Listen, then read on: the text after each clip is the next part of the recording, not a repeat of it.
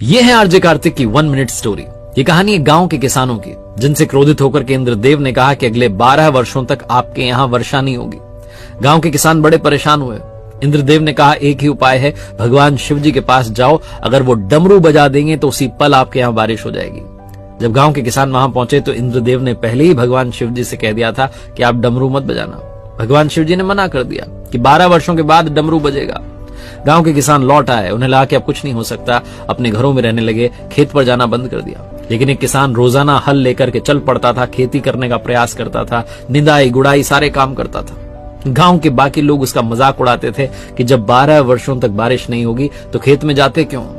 वो किसान कहता था कि कहीं मैं खेती करना ना भूल जाऊं, इसीलिए रोजाना अभ्यास करता रहता हूं।